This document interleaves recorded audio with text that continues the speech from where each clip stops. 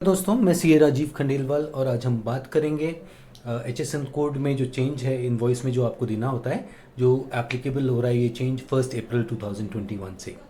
लेकिन उससे पहले मैं आपसे रिक्वेस्ट करूंगा कि आप हमारा जो यूट्यूब चैनल है वेबटेल इलेक्ट्रोसॉफ्ट उसको सब्सक्राइब करें, लाइक करें, शेयर करें अपने फ्रेंड्स कलीग्स के साथ, ताकि आपको जो भी हमारी लेटेस्ट अपडेट्स होते हैं वीडियोज़ के थ्रू हम जो देते हैं वो आपको मिलते रहें।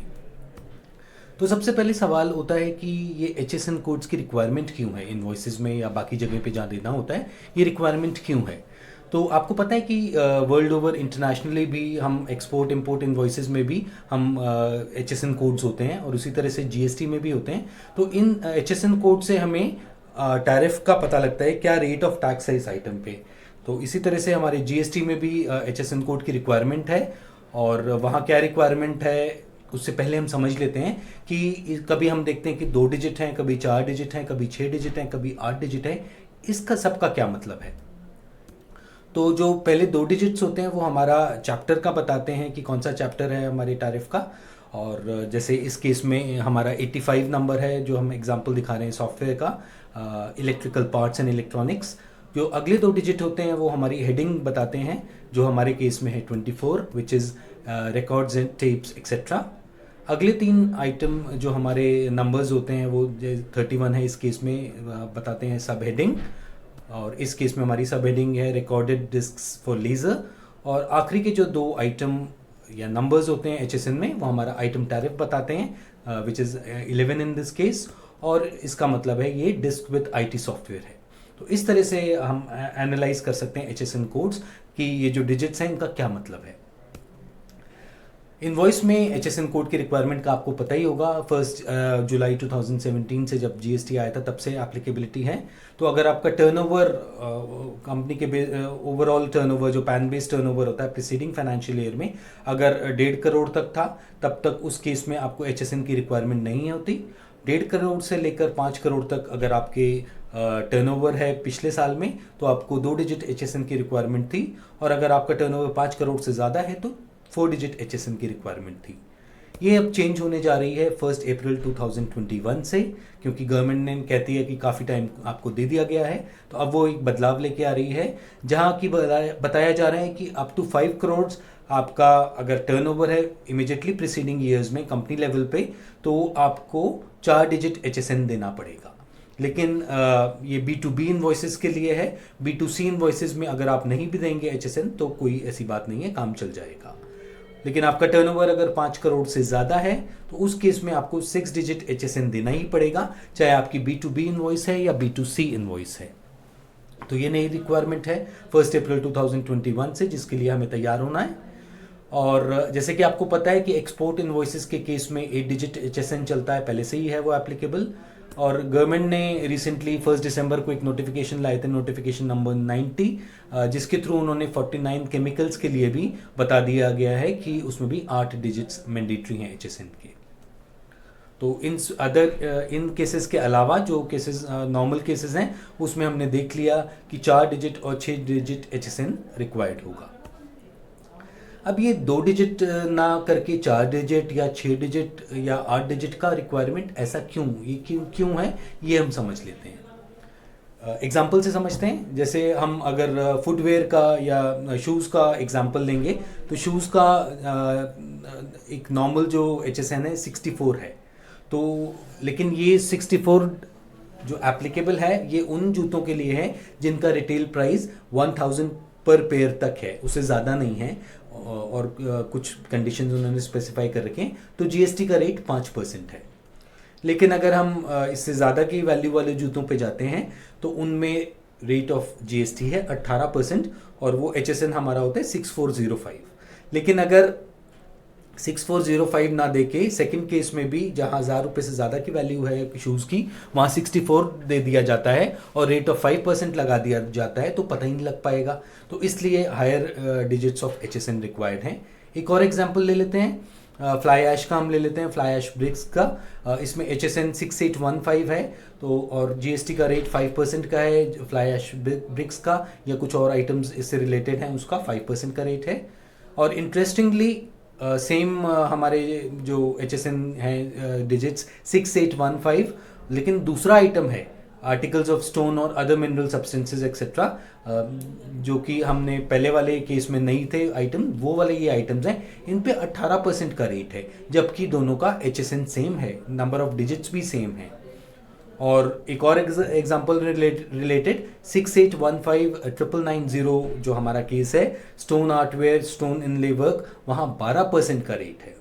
तो आप ये सिंपल एग्जांपल से समझ सकते हैं कि HSN का क्या इंपॉर्टेंस है, और कंफ्यूजन भी होती है अगर सेम HSN पे नंबर ऑफ डिजिट्स पे भी डिफरेंट रेट्स हैं, जैसा कि हमने इस केस में देखा। तो क्या किया जाए? तो इसीलिए गवर्नमेंट ने जो रूल 46 है हमारा टैक्स इनवॉइस से रिलेटेड, वहाँ उन्होंने कहा है कि आपको HSN तो देना ही देना है, which is harmonised system of nomenclature code for goods and services, साथ ही साथ आपको डिस्क्रिप्शन ऑफ गुड्स और सर्विसेज भी देना है। तो ये दोनों चीज़ें आप देंगे तो सरकार को आसानी से पता लग जाएगा कि कितना रेट ऑफ टैक्स होना चाहिए। अगला सवाल आता है कि ये इनवॉइस में तो ठीक है हमने दे दिया 4 डिजिट HSN या 6 डिजिट HSN, 1 अप्रैल से ये रिक्वायरमेंट है, हमें समझ में आ गया। अब GSTR1 में इसके लिए क्या चेंजेस हैं? तो GSTR1 में जैसे कि आपको पता है कि इसमें आइटम वाइज डिटेल्स नहीं जाती, इसमें तो टोटल इनवॉइस का टोटल चला जाता है, और रेट ऑफ टैक्स वाइज हमें ये ब्रेकअप देना होता है इनवॉइस का, आइटम वाइज की डिटेल की ज़रूरत नहीं है। लेकिन जो हमारा एक समरी होती है GSTR1 में टेबल नंबर 12, वहाँ पे आपको टोटल वैल्यू देनी पड़ती है HSN वाइज। इसको अब चेंज किया जा रहा है, और इसको चेंज करके वो रेट ऑफ टैक्स वाइज अब आप मांगेंगे, तो आपका सेम HSN पे भी अगर डिफरेंट रेट ऑफ टैक्स है तो वो आपको सेपरेटली देना पड़ेगा, जो अभी तक आप नहीं देते थे, और आप एक ही लाइन में पूरा वैल्यू वाइज दे देते थे। अब वो आपसे अगर जैसे हमने एग्जांपल्स में देखा था, सेम HSN है लेकिन रेट ऑफ टैक्स डिफरेंट है, तो वो आपको 2 अलग अलग लाइनों में देना पड़ेगा। तो इस तरह से ये GSTR1 में भी ये चेंज है। अब कुछ लोग कहेंगे कि नहीं भी करेंगे तो क्या पता लगेगा, 64 ही डाल देंगे तो किसको पता लगेगा। लेकिन ऑब्वियसली गवर्नमेंट भी बहुत होशियार है और शायद हम लोगों से ज़्यादा समझदार है, तो इसीलिए उन्होंने काफ़ी काम करते रहते हैं बैकग्राउंड में, और कई बार न्यूज़पेपर्स के थ्रू या इनकी कम्युनिकेशन से पता भी लगता है। तो रिसेंटली क्या, बल्कि कुछ टाइम हो गया है, इन्होंने एक नया सॉफ्टवेयर बनवाया है अपने लिए, Advait, which means unique, which is also an acronym या शॉर्ट फॉर्म है advanced analytics in indirect taxes. इसके थ्रू वो डेटा क्रंचिंग करेंगे, चाहे वो आपका GSTR9 का डेटा है, चाहे वो MCA में जो डेटा आप दे रहे हैं, या आपकी इनवॉइस का डेटा GSTR1 में जा रहा है, या ई इनवॉइस से आ रहा है, ई वे बिल से आ रहा है, इस सारे डेटा की क्रंचिंग होगी, और इससे चेक किया जाएगा कि मिसमैच वाले डेटा कौन से हैं, और आसानी से इनको पता लग पाएगा। और यही रीज़न है जो आप रोज़ पढ़ते हैं कि फेक इनवॉइसेस के केस पकड़े जा रहे हैं, लोग फेक ITC क्लेम कर रहे हैं, फेक बिल्स जनरेट कर रहे हैं, वो भी केसेस पकड़े जा रहे हैं बहुत सारे, and crores of revenue the government is being able to recover in those cases. तो इसी तरह से ये HSN का भी वहाँ से पता लग पाएगा, ये टेक्स्ट माइनिंग कर पाएंगे, और इसमें अगर आपका चेंज इन टैरिफ हेडिंग है और 8 डिजिट्स के बियॉन्ड, वो स्पेसिफिकेशंस देख लेंगे कि क्या ब्रांड है, क्या ग्रेड है, मॉडल है, उससे भी पता लग जाएगा क्या रेट ऑफ टैक्स होना चाहिए जो इसने इनवॉइस पे चार्ज किया हुआ है, क्या ये ठीक है या ये गलत लग रहा है। इसी तरह से आइटम डिस्क्रिप्शन जब साथ में होगी HSN कोड के साथ, तो भी उनको पता लग जाएगा कि यहाँ कुछ गड़बड़ हो सकती है, और उस केस में आपसे सवाल पूछा जा सकता है कि बताइए, शो कॉज नोटिस इशू किया जा सकता है कि बताइए ये यहाँ मिसमैच लग रहा है, तो प्लीज़ एक्सप्लेन। इसी तरह से अगर वो HSN या CTH कोड डिस्क्रिप्शन को एनालाइज करेंगे तो भी उनको पता लग सकता है, या एटलीस्ट डाउट क्रिएट हो सकता है, and they can always ask you to explain in these cases. तो इस तरह से ये टेक्स्ट माइनिंग, डेटा माइनिंग के थ्रू गवर्नमेंट बहुत सारे केसेस में उन लोगों को पकड़ पा रही है जो इस तरह के गलत काम कर रहे हैं और टैक्स की चोरी कर रहे हैं और टैक्स बचाने की कोशिश कर रहे हैं इलीगल मीन से। तो इसलिए ज़रूरी है कि हम ये सारी चीज़ें प्रॉपरली करें, चाहे HSN की बात करें या बाकी जो डेटा मिसमैचेस हमारे डिफरेंट रिटर्न्स में होते हैं, इनवॉइसेस ई वे बिल में होते हैं, या डिफरेंट डिपार्टमेंट्स को भी हम सबमिट कर रहे हैं, MCA को सबमिट कर रहे हैं, even that is being compared. इसी तरह से इनकम टैक्स डिपार्टमेंट से भी कंपेयर किया जाएगा, सो कहीं भी आप बच नहीं पाएंगे। Coming to penalty for non compliance, कहते हैं जी चलो जी गलती भी हो गई तो क्या हो गया, इसमें कोई खास बात तो नहीं होगी। तो ख़ास बात ये है कि ये इसके लिए कोई स्पेसिफिक पेनल्टी प्रिस्क्राइब नहीं है, तो इसलिए ये हमारे सेक्शन 125 में फॉल करेगा, जहाँ जनरल पेनल्टी लेवी की जाती है।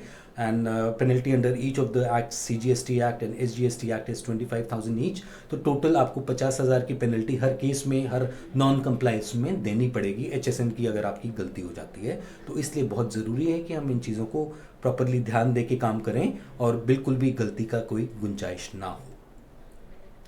कुछ और इश्यूज लगते हैं कि अब ये 1 अप्रैल से जो ये HSN की रिक्वायरमेंट चेंज होने वाली है, आप प्रैक्टिकली देखेंगे तो और कई सारे इश्यूज आ सकते हैं। कुछ चीज़ें जो I can think of as of now are कि जो मेरे पास 31 मार्च को स्टॉक है, उसमें कुछ आइटम्स ऐसे हो सकते हैं जिसमें HSN है ही नहीं, क्योंकि 1.5 करोड़ से कम टर्नओवर वाला सप्लायर था, या उसने वैसे भी प्रोवाइड किया, या HSN है 2 या 4 डिजिट्स का, लेकिन मुझे तो आगे 4 या 6 डिजिट में देना है। तो क्या करूं?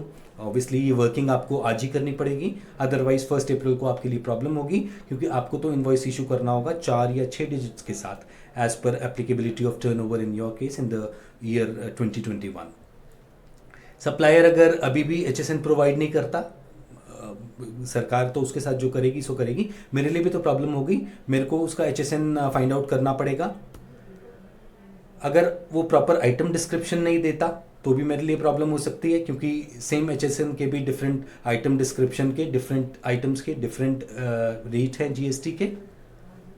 सप्लायर अगर गलत HSN प्रोवाइड कर देता है तो क्या करूं? ऑब्वियसली फॉलोअप करके मैं उसके साथ ठीक कराऊं, लेकिन अगर वो नहीं करता किसी वजह से या नहीं कर पा रहा, तो क्या मैं ठीक कर दूं? और मैं अगर ठीक कर दूं तो दोनों इन्वॉइसेस में, परचेज इन्वॉइस और सेल इन्वॉइस में मिसमैच आ जाएगा। उसके केस में अगेन मेरे पास नोटिस तो नहीं आ जाएगा। ये सारे सवाल आ रहे हैं। गलती से अगर कोई गलत HSN डल जाता है तो फिर आई थिंक उसमें तो कोई बचाव नहीं है, unless and until you can prove कि वो इनएडवर्टेंट एरर था और ऐसी कोई हमारी मंशा नहीं थी रेवेन्यू को डिफ्रॉड करने की। तो अदरवाइज तो उस केस में आपका पेनल्टी लग जाएगी 50,000।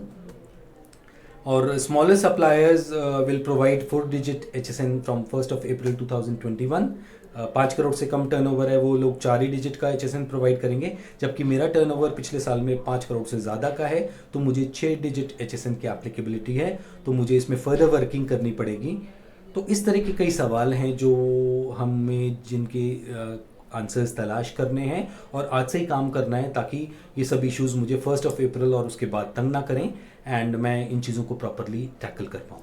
सो यही मेरा आज ऑब्जेक्टिव था HSN कोड से रिलेटेड चेंजेस आपके साथ शेयर करने का। Thank you very much for viewing this.